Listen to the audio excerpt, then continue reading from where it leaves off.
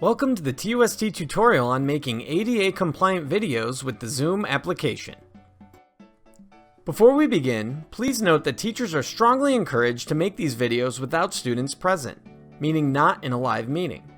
At any time, a teacher can start a Zoom meeting on his or her own and record a video to then later present to the students. Our agenda in this session is to show you how to pin a person video, specifically so that the ASL interpreter is seen at all times. Then we'll get into the mechanics of recording, editing, and sharing your video. Finally, we'll end with the data and recording analytics. If a student requires American Sign Language or ASL interpreting services via their IEP or 504 plan, then you will need to contact the lead educational interpreter supervisor, Mary Wisby, to arrange for an ASL interpreter to be present for live or recorded sessions.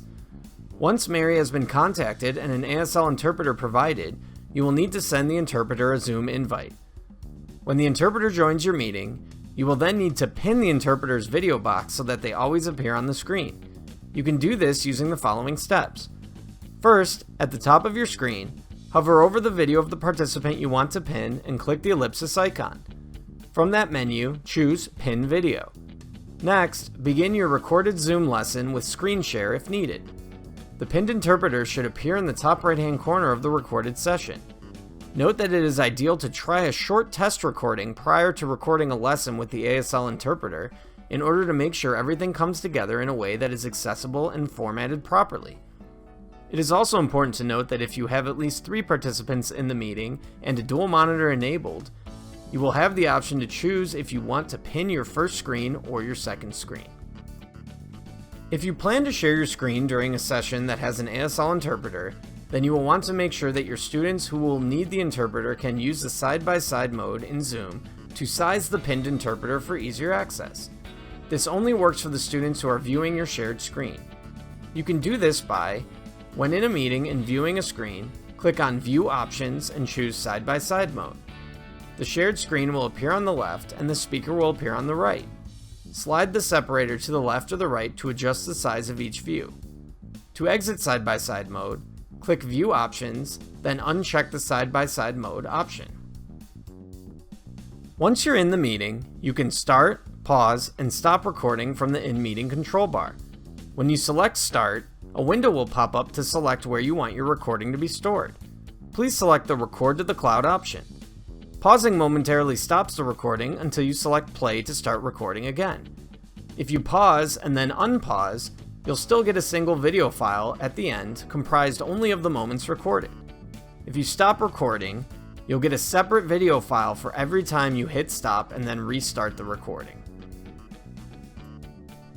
When your recording is complete, the video will need some time to process. When the processing of your video is complete, you'll receive an email from Zoom.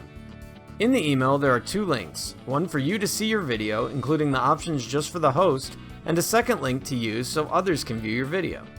Before you share, you should review the meeting by heading to your profile page on the web portal at tusd1.zoom.us and clicking on Recordings on the left-hand side. You'll see all of the meetings that you have recorded here, and you can search for a specific meeting by date range, meeting ID number, topic, or keyword. When you click on the video link, you can watch your video from beginning to end. You can also edit the video's text captioning by clicking on the pencil next to the text box. You can download all the components of the video or just the separate parts. Click the Share button to access the sharing options as well as get the link to share the video. Click Copy Shareable Link to also get the link to share. Click Recording Analytics to see how many views or downloads your video has had. You can download the data to an Excel file as well. If you have any questions, feel free to email Mary Wisby and Jason Lilly in the Exceptional Education Department, or Crystal Enriquez and Heba Mueller in the Instructional and Technology Department. Their contact info can be seen here. Thank you for watching, and we hope this has been helpful.